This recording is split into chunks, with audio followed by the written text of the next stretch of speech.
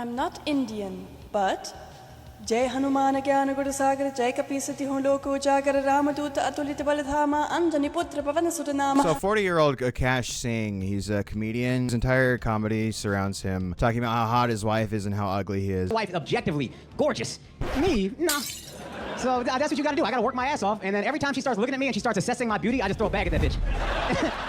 Chest pass. Isn't that funny? I mean, I feel like once after comedians get past a certain age, if they're not married, then they're either constantly talking about how they failed to hook up with people, and it's just really sad to listen to, honestly. Sure, I could get there, but I don't give off the vibe, I think, of the girls are like, I gotta fuck that guy. If they are married, they talk about how much they hate their wife, or if they married someone who's like 20 years younger than them, talk about how ugly they are and how much they love spending money on their girlfriend. That's essentially what Akaash Singh does, except he looks like Brown Mizkiff. If you have no idea who the fuck I'm talking about, he's one of the co-hosts of the Flagrant podcast. And the Flagrant podcast is Andrew Schultz's little baby, I guess. Drops the car off. It's 100. Picks it up. It's 100. Okay, that's aggressive. Yeah. It's actually the greatest comedy podcast of all time, right next to the amazing Joe Rogan podcast. I'd like to feel a dick inside me. As a woman. Yeah, and I don't think it made me gay. You become a woman who actually feels the way a woman feels when she's attracted to a man. And a guy with a dick like a battering ram. You want to feel him come inside your upper rib cavity. I want to feel it. And kill Tony. This guy looks bi. Bye. Wow. Yes. Go have your magic moment. This is the biggest thing in your career. Go do it. Go get it. Go get it. Is that a school bus attached to your face? Takes one to know one. Yep. The three best podcasts on planet Earth. And he likes to also combat red pill podcasters like the Fresh and Fit podcast, like Myron Gaines and the other guy. The way I look at it is, you watch them you see them evolutionary charts from Neanderthal to Homo sapien. Yeah. Y'all are the first motherfucker out of Neanderthal. They say women aren't worth shit. You should never trust them, whatever. And his counterpoint is, look, when I was broke and we were homeless and I was trying to focus on my podcast, husband, you spend too much money on comedy podcasts. Now we are homeless. They had to sleep on the hardwood floor of his apartment. They didn't even have a pillow. And it was just a nice little story about how he offered her his jacket to use as a pillow, and she's like, no, I'll just use you, Akaash, thank you. 34 years old, I probably made $4,000 that entire year, and we couldn't even afford the living room we lived in New York City. We had to move out of that apartment, so we had to stay on her friend's couch for almost a month. We were basically homeless for a month. We had to stay in our apartment illegally. I have nothing to give her. It's just a light jacket. It's like October. We have nothing. So I hand her the jacket, and then she said, what's this for? I said, you can use it as a pillow. And then she goes, well, what are you going to use? And I said, I'll figure it out. She handed me back the jacket. She goes, you take this. And then she laid with her head on my chest and her arm around me the entire night. But I know I will never find a girl that loves me this much ever again. And I will never find a girl who rides for me this hard ever again. This person, who again is 30 years younger than him, is the one forever, for always. Now, after the podcast took off, obviously he started rolling in dough again. And he decided, I'm going to splurge a little bit on this hoe. And I totally get it. Splurging on your hoe is great. It's wonderful. It's awesome. And not only that, he said, honey, you should start a podcast and a TikTok. You might be wondering, what would a comedian's 40-year-old younger wife talk about on podcasts? How do you and your husband split finances? We don't. If you want to work, all for that. But any man that doesn't want to have a joint bank account or isn't being transparent with his account, that's a fucking red flag. His money is our money and my money is my money. That is actually my number one. They must be generous with their finances from day. Where has chivalry gone? Why do these men who make $60,000 a year talking about gold diggers? You don't have any gold to dig. I mean, what else did you expect? It's cool. I mean, her TikTok content just consists of her talking about how much money she spends all the time, spending Akaash's money, essentially. Good morning. It's a beautiful day in Dubai. I am getting a massage. Akash is a little tired, so he's gonna go stay sleeping. I have an appointment at Chanel, and I'm gonna run around the room. I'm so excited. I actually just ran around the room. We have zoomies. Look.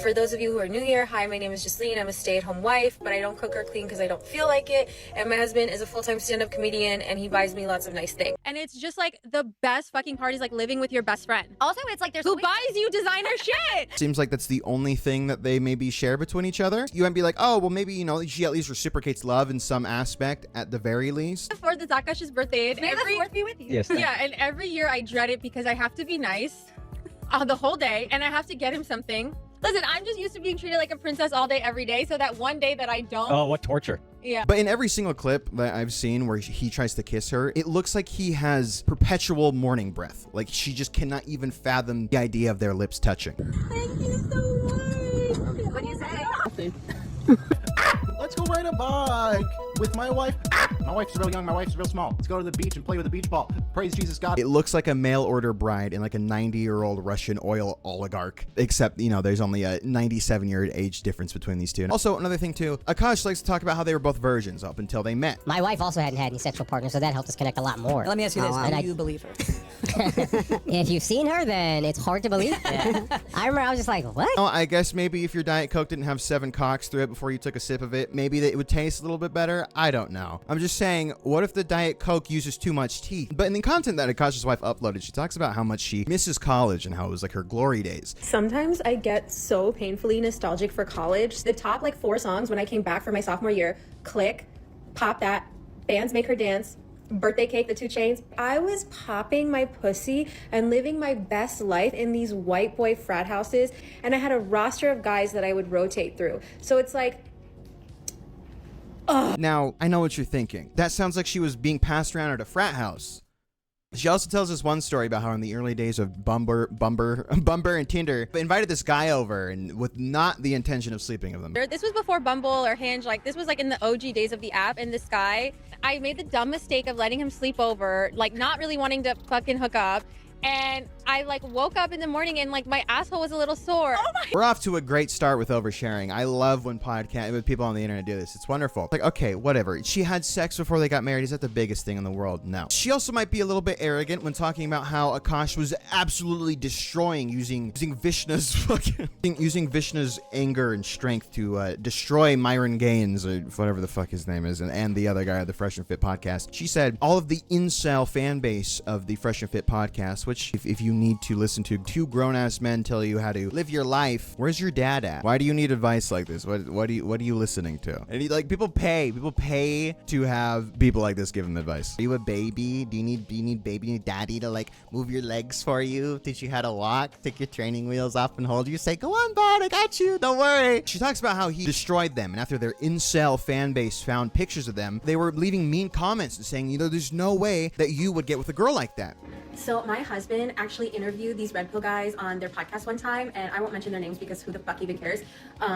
But it was so funny because he actually called them out on their shit and their like stupid fucking beliefs and how they say that they're helping men when actually what they say is like really detrimental and damaging, especially to young impressionable men. Because he went at them, the red pill guys like fans were attacking him afterwards, found pictures of us, and because I'm like objectively attractive. Maybe she misspoke or something. You know, maybe she meant conventionally attractive or no, objectively. She meant objectively. And I know she meant that because of the way that she talks about herself on these fucking podcasts. Using her ancient Chinese secrets that she studied over in China at some point, the Dragon Scroll told to her that if a man is able to spend as much money as physically humanly fucking possible on their wife or partner, whoever the fuck they're with, they will fall into their divine feminine energy and actually allow them to love their partner. Financial burden, because in Eastern physics, this is both in Chinese and like Indian physics and spirituality, like when you treat your wife like a princess or a queen, you spoil her, you give her stuff, you just let her be able to relax, she gets into this divine feminine energy, this divine feminine aura. In return, she starts taking care of you in a much better way. She's so emotionally supportive of you because women are so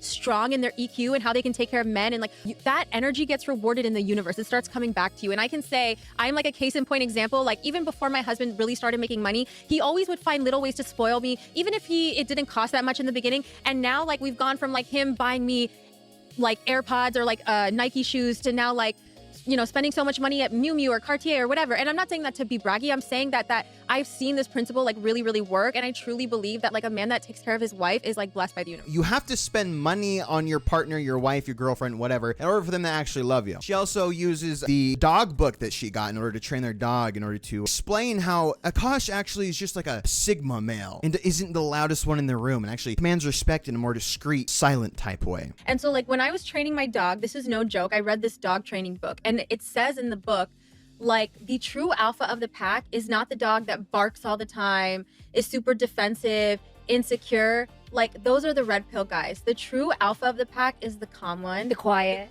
the like leads with dignity. And he does this by sitting there and letting her talk about how much she wants to fuck her husband's best friend. She talks about how big his dick is, how his face card never declines, and how 90% of men never even get close to comparing to her husband. But this guy goes above and beyond sometimes. Would y'all ever have an together with your husband? Rhea, I'm actively trying to have an orgy because this couple is so fucking good looking, and you haven't seen Nav yet, but wait till you fucking see him. His body goes crazy. His face card always slays, never declines. And it's kind of weird because I'm talking about your husband. I just know that Nav's dick is like at least 10. And me, Nav, Nahal, and Akaash are going to be in 2 like adjoining houses so that we could always be near each other. And we're gonna have a connecting basement where we have dinner and food be nice and yeah. Akaash is such a fucking king. Like, everyone knows he's the best husband, and I don't often find men that measure up to him. And like, Nav completely measures up to him, if not more. Did another podcast together where they're all in the room talking about this, and it literally looks like that is her boyfriend. He puts his arm over him like, oh, little bro, so happy you let me fuck your wife, man. We love you, but I actually love you and want to all of you. Can I say this is the best husband I've ever seen? And I'm not even saying that hyperbolically. It's a little annoying. It's just fucking weird. I really don't understand. Now, again, she stayed with him while they were homeless, sleeping on the floor, no pillow or anything. How could she even like only think about money? With all this content of her just buying bags and everything, and his stand-up comedy only being about how he's ugly and how he spends money on her, there's absolutely zero way that story is fabricated in any way, except it is. Started to dry up. He was kind of aging out of the MTV bracket, and he wasn't really getting any attention from the industry. So he was pretty much losing all his income, and at the same time I was working a really toxic job with like a toxic manager and like working till 2 in the morning, and it just caused a lot of stress on our relationship. Everything came to a head when my mother-in-law came to visit us, and I was being very distant because of everything we were going through. Akaash was very stressed, and I think she kind of internalized it like that I was being bitchy towards her, passive aggressive towards her. It was a huge fight between all of us. Basically, Akaash did not defend me, and I was like, okay, I don't know if I can be in a relationship with this person anymore. So after this, we both took a much needed break, and we just needed time to reflect on our own outside of the relationship. I took a trip to India with my mom for my cousin's wedding.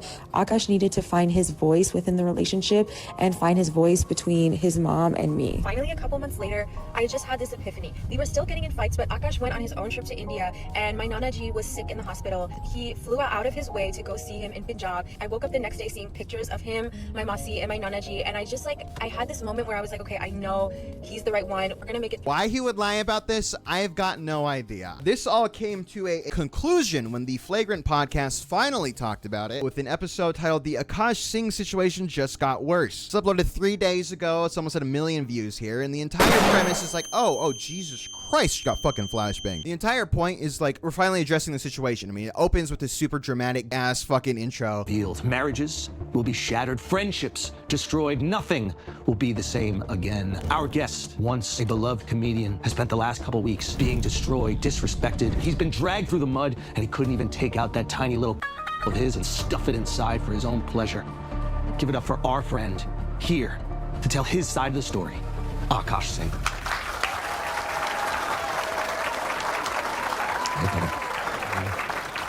Brother, thank you so much for being here. Thank you for having me. You can't imagine what you've been going through the last few weeks. Tell us, what's been on your mind, what's been on your heart? I'm so glad you asked me, man. It's been really hard for me. Hard for you? Oh my God! Oh my God! Jasleen Singh is in the building! Jerry Springer, wow. A group of like 7 40-year-old dudes came up with this like crazy comedic idea, man. You're like Taika Waititi. Taika Waititi takes an already funny script and is riffing on a level that is freaking sublime. What is this, the 70s? Sequels and IP, bro. Sequels are way better than originals. Who's the best martial artist in the whole wide world? Steven Sequel. They also bring in 2 black midgets, and they just have this black guy there to make sure they don't say anything too racy. I don't know if you know this, you can't really use black people like an object. We had a whole war about it. You're not supposed to like do that. It's weird. I don't know though, but you know, Andrew Schulte gets to be Joe Rogan's cock ring, I guess, and do this. Now, she talks about the frat parties and popping that pussy, and she says, you know what? I didn't think popping my pussy meant that I was out there shaking whole. I thought it just meant having a good time, which I totally understand. They even bring it up. They show the Urban Urban Dictionary definition of it, and that's what it is. Popping pussy. Yeah, let's just get some definition. Okay. We're gonna any terms that you might need to know the actual meaning of. Alex is here to break it down. To be fair, I thought it was just like dancing, getting dressed up, and maybe that was my mistake. So I acknowledge that. Look at this. Big one. Yeah, the act of getting dressed up, looking fly as hell, wearing a minimum of 3-inch heels, preferably higher, and dancing your ass off into the wee hours of the morning. That was what I was doing. Yeah, this is white people's definition of it. This is what you learn. Guys, what do you think popping pussy is? See?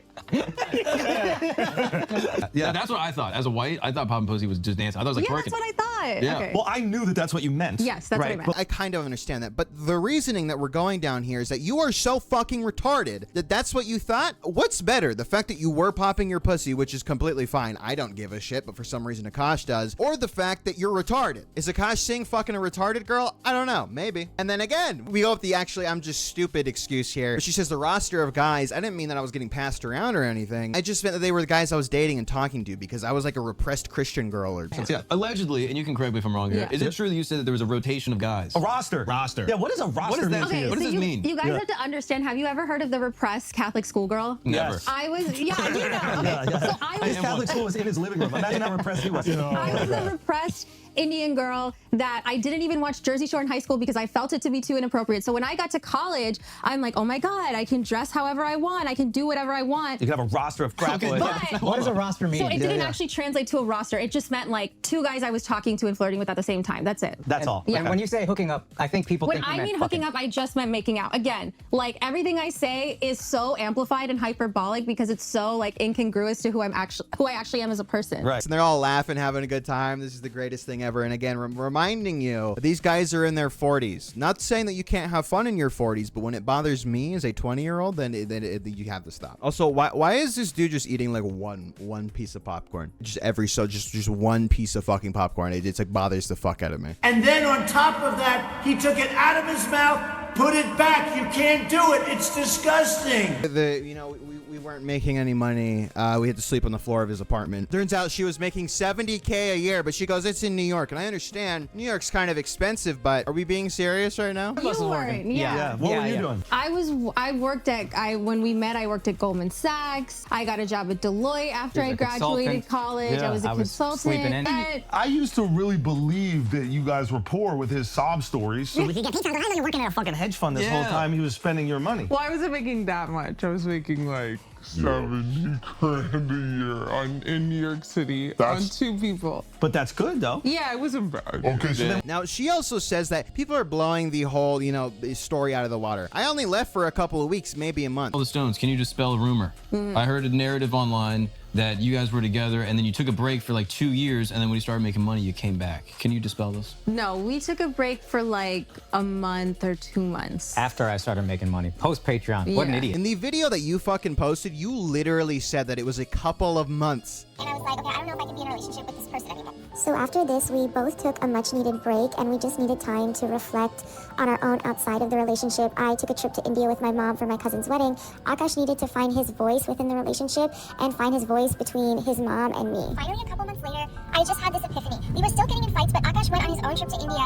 and my Nana Ji was sick in the hospital. He flew out of his way to go see him in Punjab. I woke up the next day seeing pictures of him, my Masi, and my Nana Ji, and I had this moment where I was like, okay, I know he's the right one. We're gonna make it. This is the worst damage control I've ever fucking seen. It's so sad. The whole spending money thing. And says, I grew up poor, okay? I grew up poor. Spending money was new to me. And so it's like I'm releasing this traumatic experience and like actually doing exposure therapy by spending vast amounts of money on clothes and other bullshit and then flexing it online. I like encourage her to buy stuff early on because I you gotta cut that shit. I know, maybe. But early on, dude, and you didn't go through this? Chill out. Being broke with your girl and not being able to buy her anything is so fucking emasculating that when we started making a little bit, we saved for years. These guys are But like, when you get on the subway and there's like a homeless person sleeping and like everyone has to get out of that car. Yeah, that's then when her guy is down on his knee ready to spend the rest of his life with her. Now granted, in the last video we did... now probably not, but like in the beginning. Yeah, it's probably like, it teaches your brain like, okay, this is safe. I can do this activity. Like just like how posting on TikTok was and like whatever else. But I mean now.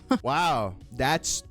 We are reaching new levels of retarded every day, never seen before. This is great. This is wonderful. And she also brings up the whole like ducking the kisses thing where he talked about earlier how like there's not a single video of them even during when he proposed. When he's proposing, it looks like one of those videos where those kids in high school are getting rejected, and it's like really fucking sad, but she can't because she's like, oh wow, gee, thanks. She says that it's because, you know, she gets overstimulated. She doesn't like doing PDA, and I totally get that. But the issue is there's no one around in these videos. Let's go ride a bike with my wife. My wife's real young, my wife's real small. Let's go to the beach and play with a beach ball. Praise Jesus God and my wife. Why? What is the excuse here? You guys are in your fucking house. Also, there's like 30 minutes of ads throughout this entire podcast. It's great. It's wonderful. Guys, if I talk about wanting to have sex and describing my best friend's husband in gross detail, it's you guys are just being negative, okay? I don't understand the issue here. And then they also talk about how he's allowed to get jacked off by some like sex trafficked Chinese lady at a massage parlor. You're cool with him just getting a hand job massage? Totally. Are you acting? Yeah, I know. Yes, I've said that it's less work for me. I don't. Can you talk to our wives? I don't believe you. Yeah, she just can't Yeah, do that. yeah. I mean, yeah, that's not gonna. Just like a little thing after a massage, sure. Okay. Yeah, that's great. I mean, I'm on fine. board. Yeah. High five. Yeah. I also like the fact that it's just less work for you. Yeah. And I know your day is full of work. Yeah, dude. Yeah. Oh, awesome. The whole being gross online thing, talking about the orgy and talking about like, it's guys, because you don't actually know her in real life, okay? Like she's actually not like that. She's actually just like really innocent and goofy the entire time. You guys are so fucking innocent because Yeah. you've never been with anybody. So when you say weird sexual things, Yeah. you think it's absurd. Yeah. But you are unique Yeah. in your innocence with each other. I feel like for us, I think I learned so much of my humor from Akaash, not to like justify it, but just to explain like, oh, if I say these absurd things, it's so funny because it's not who I actually am. Right. But I kind of forgot that like the internet doesn't know all these multi-dimensions of my personality, so they're Right. just seeing this one thing. Right. So What are we doing here? Oh yeah, best thing.